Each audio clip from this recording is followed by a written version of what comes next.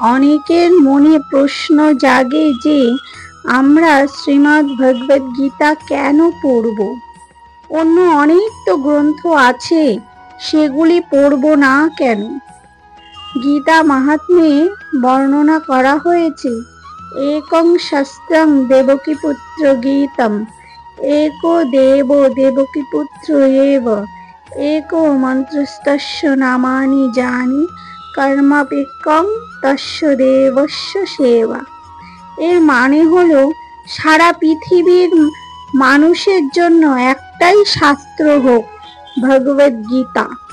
বিশ্ব চরাচরের একটাই ভগবান হলেন শ্রীকৃষ্ণ। এক মন্ত্র, একক প্রার্থনা, একক স্তোত্র হোক নাম কীর্তন।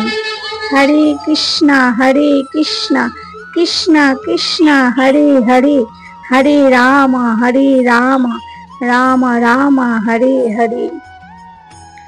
সমস্ত শাস্ত্রের সার হলো ভগবদ গীতা। গীতা পড়লে আমাদের জীবনের সমস্ত সমস্যার উত্তর পাওয়া যায়।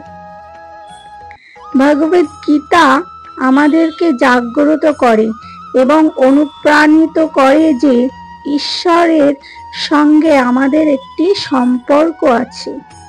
আমরা প্রত্যেকে ঈশ্বরের অংশ, এটি আমরা গীতা পড়লে জানতে পারি। গীতা পড়ে আমরা জানতে পারি আমাদের জীবনের মূল লক্ষ্য কি। একমাত্র শ্রীকৃষ্ণই যে ভগবান, সেটা আমরা গীতা পাঠ করে জানতে পারি। তাই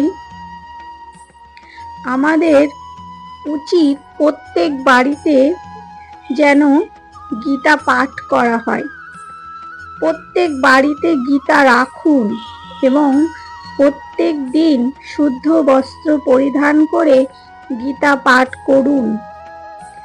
আপনার শরীর এবং মন পবিত্র হবে।